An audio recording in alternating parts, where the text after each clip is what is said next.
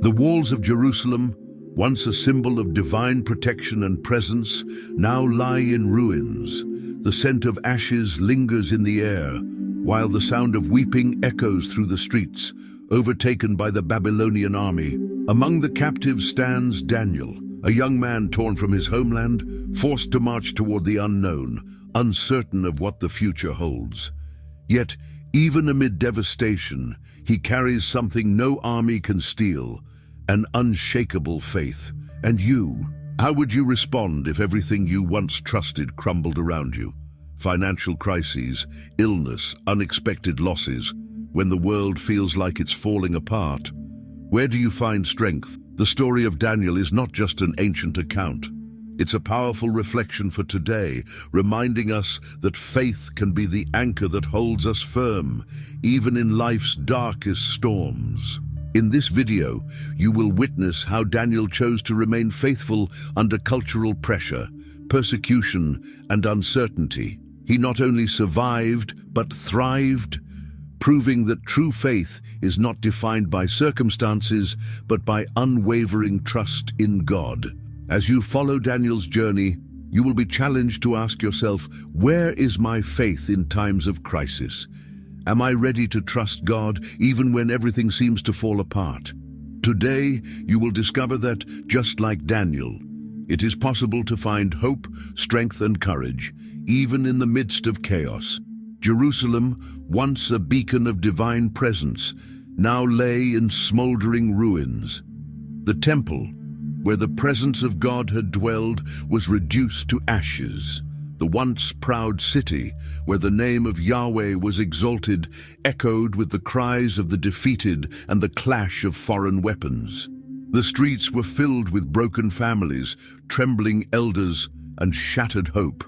Among the captives, a young noble named Daniel, torn from the heart of his faith and heritage, was marched toward Babylon, a foreign land that seemed to pulse with unstoppable power and spiritual darkness. The Babylonian conquest was not just physical, but spiritual. King Nebuchadnezzar had a strategy, not merely to subjugate, but to erase. His empire thrived on assimilation, breaking the spirit of those conquered by stripping away their identity. Daniel and his companions, Hananiah, Mishael, and Azariah, were not just prisoners. They were selected as prime candidates for total reprogramming. Their Hebrew names, rich with meaning and devotion to God, were replaced with Babylonian titles linked to foreign gods: Belteshazzar, Shadrach, Meshach, and Abednego. Their language, education, and even their diets were forcibly altered to reflect the Babylonian worldview. Yet, within Daniel, there remained a flame that would not be extinguished. His faith was more than a tradition. It was the core of his identity.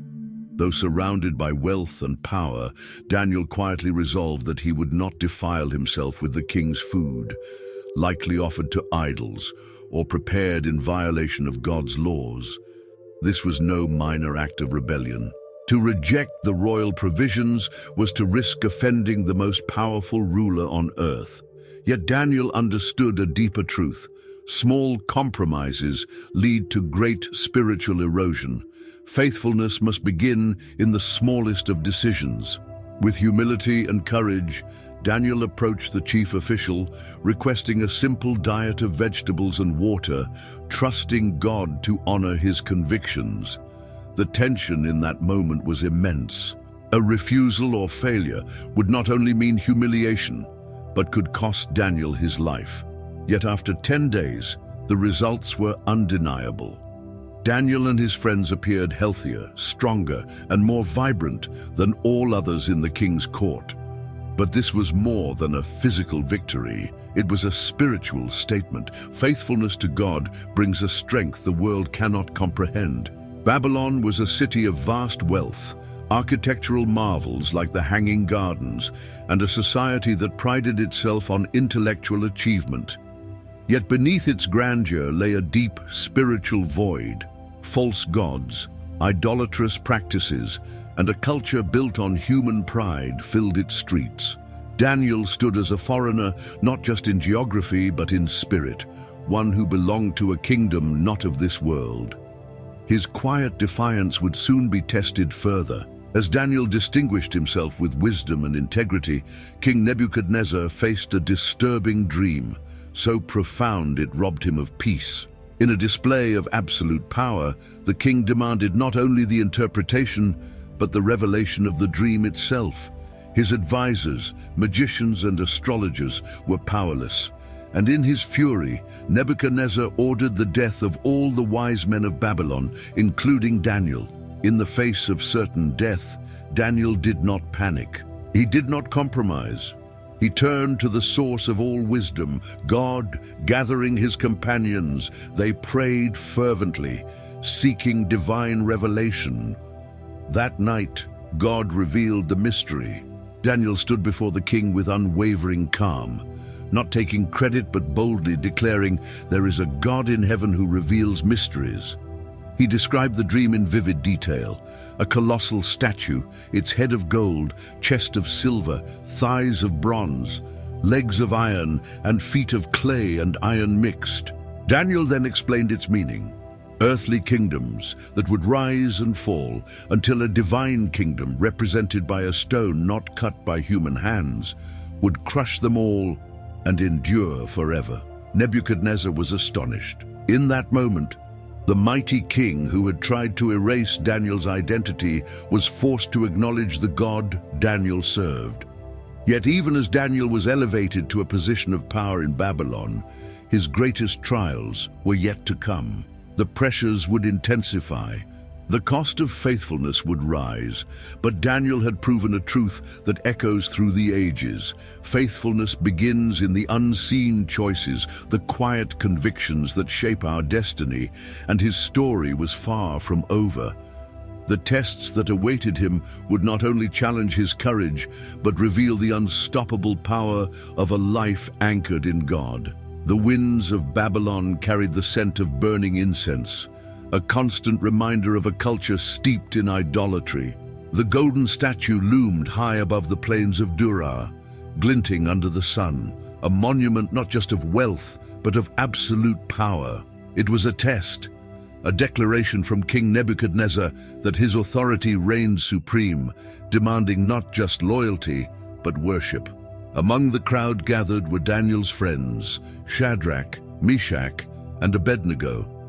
The air was thick with tension as the order echoed across the plain.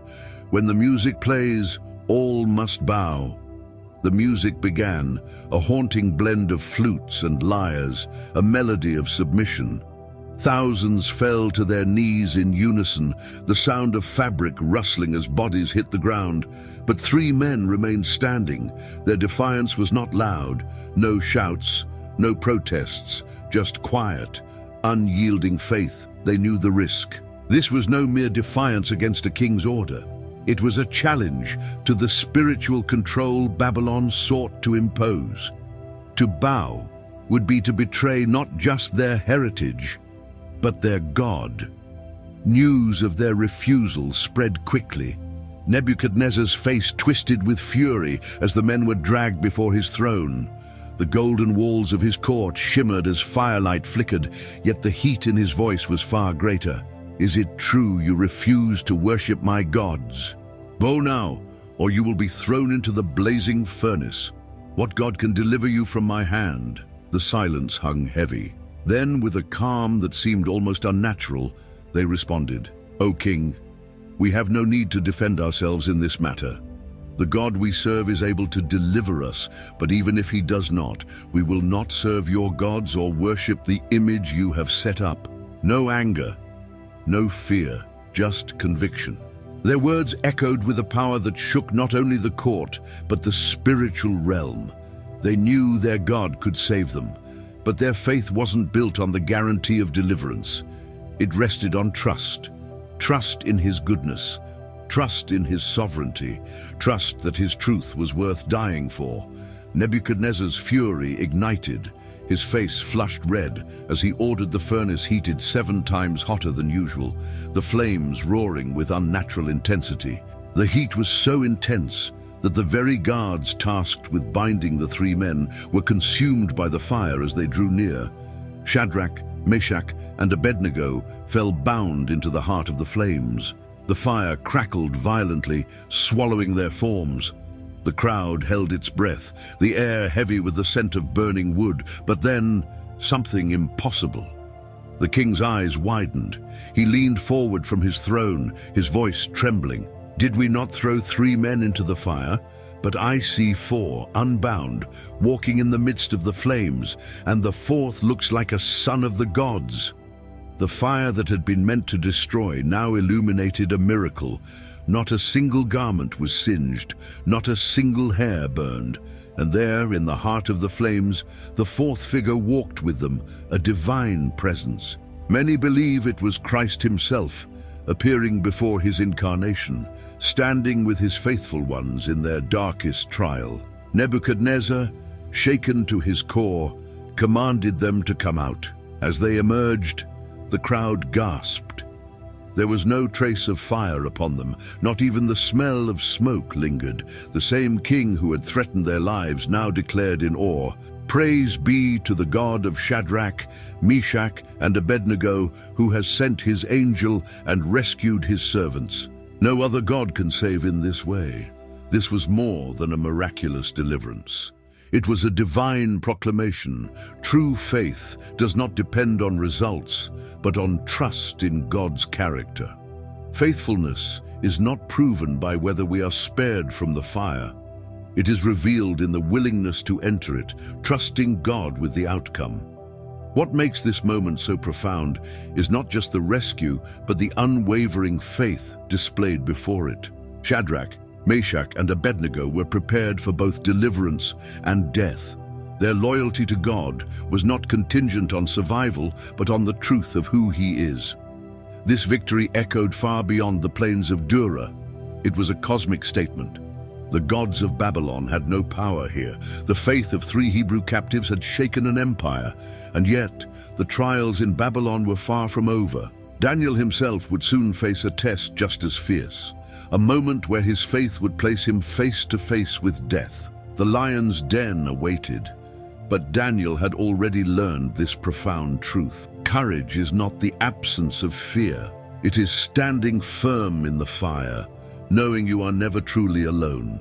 Time passed, and Daniel continued to rise in influence within the courts of Babylon.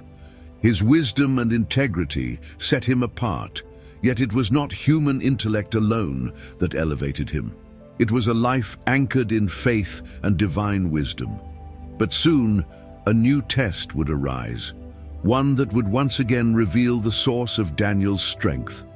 King Nebuchadnezzar, a ruler known for his conquests and grandeur, was haunted by a dream so vivid and disturbing that it robbed him of sleep. The images burned into his mind: a colossal statue made of gold, silver, bronze, iron, and clay. Yet the vision ended in destruction, as a stone not cut by human hands shattered the statue completely. Terrified, the king summoned his magicians, enchanters, and astrologers, demanding not just the interpretation, but the dream itself as proof of true insight. This was no ordinary request. When his court failed to reveal the dream, the king, in his fury, issued a decree. All the wise men of Babylon were to be executed, and Daniel, though uninvolved in their failure, was included among those sentenced to death. Faced with imminent execution, Daniel's response was neither panic nor defiance. It was wisdom anchored in faith. Rather than react impulsively, he sought an audience with the king and calmly requested time, placing his trust not in his own knowledge, but in God's ability to reveal mysteries. Returning to his quarters, he gathered his closest companions, Hananiah, Mishael, and Azariah, and together they sought God in earnest prayer. That night, God answered. A vision as clear as the king's own dream unfolded before Daniel's eyes, revealing both the dream and its divine meaning. The next morning, Daniel stood before the most powerful man on earth, yet his posture was not one of pride, but humility. He began with words that still echo with power. No wise man, enchanter, magician, or diviner can explain the mystery the king has asked about, but there is a God in heaven who reveals mysteries. Daniel proceeded to describe the dream in perfect detail. The towering statue representing kingdoms to come, Babylon as the head of gold, followed by Medo-Persia, Greece, and Rome. Each would rise and fall, but the stone, representing the eternal kingdom of God, would crush them all and endure forever. Nebuchadnezzar was shaken to his core. The very king who believed himself unstoppable now stood face to face with the reality that his empire, too, was temporary. In awe, he fell prostrate before Daniel and declared, "Surely your God is the God of gods and the Lord of kings." Daniel was elevated to a position of supreme authority in the kingdom, a testimony not to personal greatness, but to divine wisdom flowing through a life of faith. Yet this event revealed a critical truth. Faith and wisdom are not separate paths. They are intertwined. Daniel's wisdom was not merely intellectual, it was spiritual discernment, the fruit of a life surrendered to God. He knew when to speak and when to seek counsel. He balanced courage with humility, truth with respect. His actions remind us that divine wisdom does not reject knowledge but surpasses it, providing clarity when human understanding fails. His rise, however, also exposed a deeper reality. Living with wisdom in a corrupt system did not free him from danger. It made him a target. As his influence grew, so did the jealousy of other officials. Daniel's faithfulness would continue to be tested, not just in the spiritual realm, but within the ruthless politics of the Babylonian court. This test of faith and wisdom was far from over. The lion's den still awaited, but Daniel's life revealed a profound lesson. True wisdom is not measured by intellect alone, but by the ability to trust God fully, even when the stakes are life and death. Daniel's faithfulness had already been tested in the courts of Babylon. But now, both he and his companions would face trials that would not only challenge their loyalty, but demand unwavering courage in the face of death. The first test came when King Nebuchadnezzar, intoxicated by his power and the success of his kingdom, ordered the construction of a massive golden statue, towering nearly 90 feet high. The decree was absolute. At the sound of music, all officials and citizens were to bow down and worship the image. It was a spectacle of forced submission, a demonstration that Nebuchadnezzar's authority was total and absolute. Among the vast crowd summoned to the plain of Dura were Shadrach, Meshach, and Abednego, Daniel's closest friends. When the music began, thousands fell to their knees, the sound of submission rippling across the field. Yet in the midst of the sea of bowed figures, 3 men remained standing. Their defiance was not loud, but it was visible. It was not rebellion, it was faithfulness. They knew the cost. Refusing to bow was an act of treason in the eyes of Babylon. Word quickly reached the king, whose fury burned hotter than the flames he threatened to unleash. Brought before Nebuchadnezzar, the 3 men faced the most powerful ruler in the known world. His voice thundered with anger as he offered them a final chance. Bow, or you will be thrown into the blazing furnace, and what God will be able to rescue you from my hand?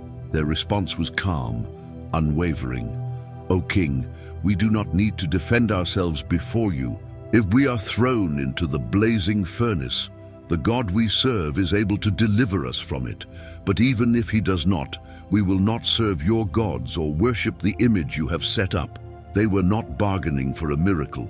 Their faith was not dependent on the outcome. They trusted God fully, whether in deliverance or in death. Enraged, Nebuchadnezzar ordered the furnace heated 7 times hotter than usual. The flames roared, so intense that the guards tasked with binding the 3 men were consumed by the heat as they approached. Shadrach, Meshach, and Abednego were thrown into the inferno. But then, a miracle. As Nebuchadnezzar peered into the fire, his expression twisted from fury to astonishment.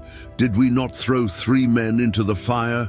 But I see 4, walking freely, and the 4th looks like a son of the gods. the presence of a divine figure, many believe it to be a pre-incarnate appearance of Christ, stood with them in the fire. The flames could not touch them. When they were called out, not a single hair was singed, not even the scent of smoke lingered on their garments. Nebuchadnezzar, overwhelmed, declared, "Praise be to the God of Shadrach, Meshach, and Abednego, for no other God can save in this way." Yet, though the king was moved in the moment, his heart was far from transformed. The empire's pride remained intact. But Babylon was not finished testing God's faithful. Years later, under the rule of Darius the Mede, Daniel himself would face a trial just as intense, one rooted not in fire, but in betrayal. Daniel had risen to the highest ranks of power, a trusted advisor known for his wisdom and integrity, yet this favor bred envy. His peers in the royal court sought his downfall, but they could find no corruption in him, so they devised a scheme targeting his faith. Knowing Daniel's unwavering devotion to God, they convinced King Darius to issue a decree. For 30 days, no one could pray to any god or man except the king himself. Violators would be thrown into the den of lions. Daniel knew the law. He knew the consequences, yet he also knew where his true allegiance lay. Without hesitation, he continued his daily practice. 3 times a day, he knelt before his open window, facing Jerusalem, and prayed to the God of heaven. He did not hide. He did not compromise. His enemies were watching. The trap was set. Daniel was arrested and brought before the king. Darius, who admired Daniel, was heartbroken, realizing he had been manipulated, but the law was unchangeable. Daniel was cast into the lion's den, the heavy stone sealed across the entrance. The darkness was thick. The sound of the lion's low growls echoed through the cavern. Yet Daniel knelt in peace. His faith was unshaken, not in the absence of danger, but in the presence of a greater deliverer. That night, the king could not sleep. At the first light of dawn, he rushed to the den, his voice trembling with hope. "Daniel, servant of the living God, has your God been able to rescue you from the lions?" And from the depths of the den came Daniel's voice, calm, unwavering. "O king, my God sent his angel, and he shut the mouths of the lions. They have not hurt me, because I was found innocent in his sight." The stone was rolled away, and Daniel was lifted out unharmed. The lions, whose hunger had been miraculously restrained, were a silent witness to the power of the God Daniel served. But justice was swift. The conspirators who had plotted against Daniel were thrown into the very den they had prepared, and this time no angel intervened. These moments, the fiery furnace and the lion's den, were not just displays of divine power. They were declarations of a deeper truth. Faith does not guarantee the absence of trials. It reveals itself in the fire. It stands unshaken when the world demands compromise. It holds firm, trusting that whether in deliverance or in death, God remains sovereign. Daniel's story was far from over, but these trials had forged in him a faith that could not be broken.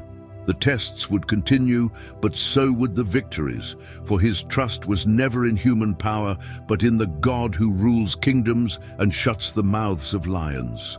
As Daniel continued to serve in the courts of Babylon and later under the Medo-Persian Empire, his life became a living testimony of faith under prolonged uncertainty.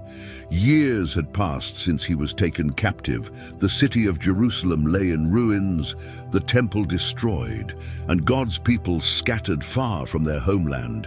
Yet Daniel's faith remained steadfast, rooted in a hope that transcended his immediate circumstances.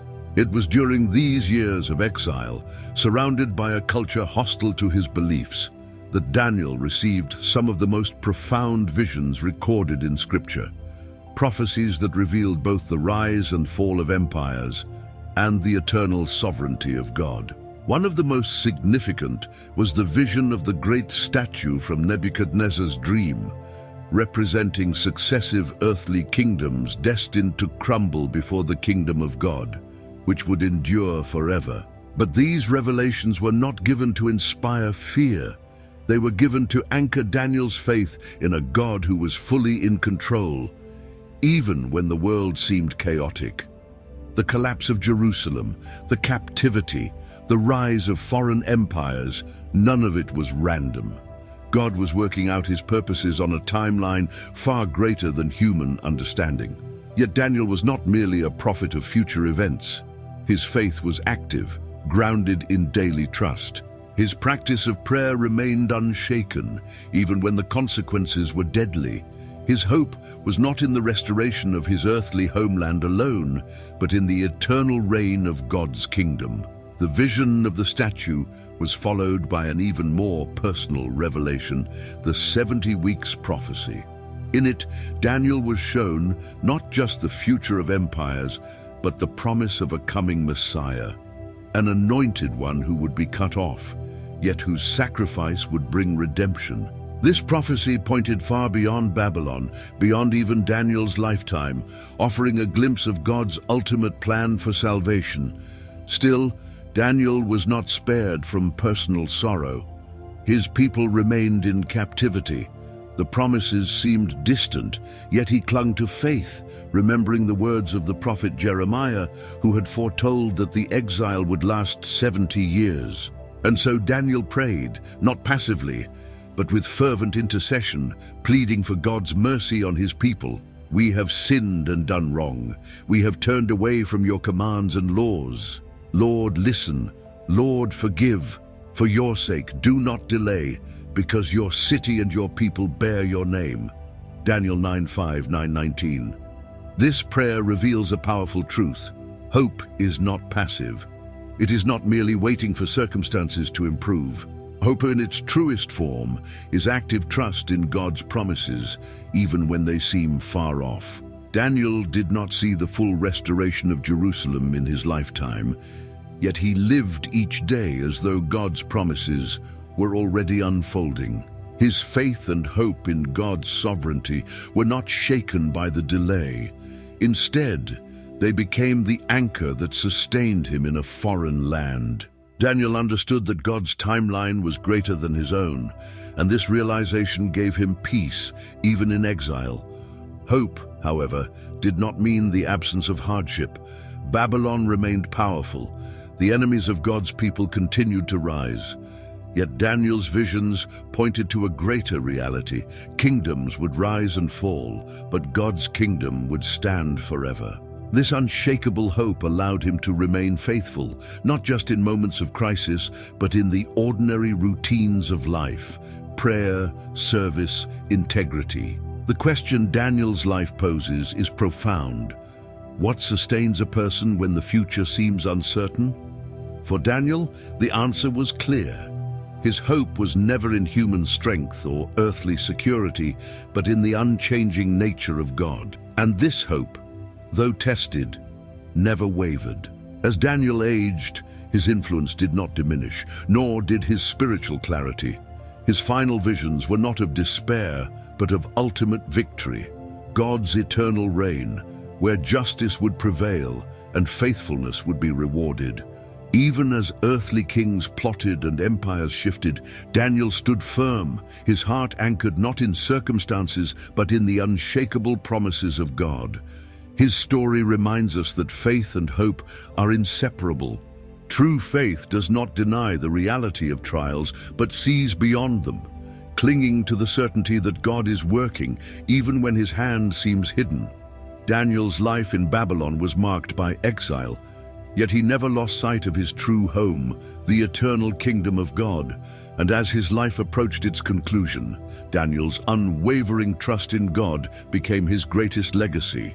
The trials of the fiery furnace, the lion's den, and the burden of prophetic visions all pointed to one truth: faith endures, hope prevails, God's kingdom remains unshaken. But the story is not yet over. Daniel's life challenges us to consider how we, too, can stand firm in a world filled with uncertainty. And as we prepare to explore his final lessons, the question remains: what anchors your faith when the future seems unclear? Daniel's life was not merely a historical account, but a blueprint for cultivating unshakable faith in the face of trials. His journey from a young captive in Babylon to a revered statesman and prophet reveals key principles that remain just as powerful and relevant today. What allowed Daniel to remain steadfast despite persecution, cultural pressure, and life-threatening challenges? The answer lies in a life built on unchanging spiritual foundations. The first principle evident in Daniel's life was consistent prayer and communion with God. From the beginning of his captivity, Daniel made prayer a central part of his life. Even when a royal decree forbade praying to anyone but the king, Daniel refused to break this spiritual discipline. He continued to kneel 3 times a day, facing Jerusalem, as he had done since his youth. Prayer wasn't a ritual, it was his lifeline to God, a daily practice that anchored his heart amid the storms of life. Consistency in prayer cultivates trust, especially during uncertain times. Daniel understood that communion with God was not a reaction to trouble, but a daily source of strength, aligning his heart with divine wisdom long before the trials arrived. The second principle was uncompromising integrity and moral courage. From his refusal to eat the king's food to his unwavering stance against idol worship, Daniel chose righteousness over convenience. He understood that small compromises in conviction often lead to greater moral collapse. His quiet defiance was not rooted in rebellion, but in a deep understanding that faithfulness to God mattered more than the approval of men. Integrity meant being faithful in the unseen moments, choosing obedience when no one was watching, when no rewards were guaranteed. It was this moral courage that led Daniel and his friends to stand tall when the entire empire bowed in submission. The third foundational principle was faith-driven wisdom. Daniel was known for his extraordinary wisdom, but this was not human intelligence alone. His insight came from a heart surrendered to God. When faced with the impossible task of interpreting Nebuchadnezzar's dream, Daniel didn't rely on personal skill. He sought divine revelation through prayer. Faith-driven wisdom means acknowledging our limitations and seeking divine guidance before acting. Daniel demonstrated that spiritual wisdom often transcends human understanding, offering clarity when circumstances feel overwhelming. Another key aspect of Daniel's unshakable faith was courage to stand alone.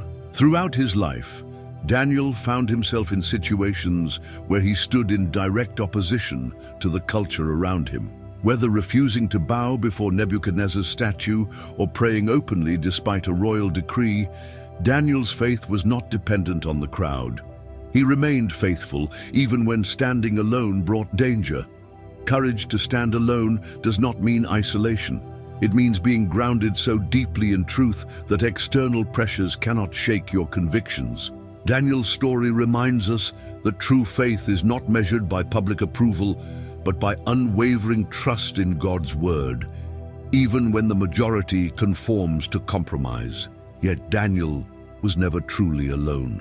He built a faith community with Shadrach, Meshach, and Abednego, like-minded believers who shared his convictions and stood alongside him in faith. When Daniel faced the threat of execution after Nebuchadnezzar's dream, he turned first to his friends for prayer and support. The importance of spiritual community cannot be overstated. Faith thrives in fellowship. Having trusted friends who can pray, encourage, and hold you accountable can strengthen your faith during trials. Daniel's life reveals the power of surrounding yourself with people who share your commitment to God. Finally, Daniel exemplified long-term faithfulness. His life was not marked by a single act of bravery, but by decades of consistent faith under changing rulers and empires. From his teenage years in Babylon to his final visions under Persian rule, Daniel remained faithful to God through every season of life. Long-term faithfulness requires endurance and trust in God's sovereignty. Daniel's faith was not shaken by delayed answers or prolonged trials because he anchored his heart in the eternal nature of God's promises, not the shifting circumstances around him. These principles, prayer, integrity, wisdom, courage, community, and faithfulness, are timeless keys to developing unshakable faith today. But they are not just ancient ideals. They are actionable truths that can transform how we face challenges in our modern world. Daniel's story teaches us that faith is forged in daily decisions, not just moments of crisis. He trusted God when no one was watching, long before the lion's den. His faith was not reactive but proactive, cultivated in the quiet places where no rewards were seen. This kind of faith is available to each of us today. As you reflect on Daniel's journey, the question arises: what steps can you take to cultivate this kind of unshakable faith in your own life? The answer lies not in perfection, but in daily surrender, choosing to trust God fully, even when the outcome remains unseen.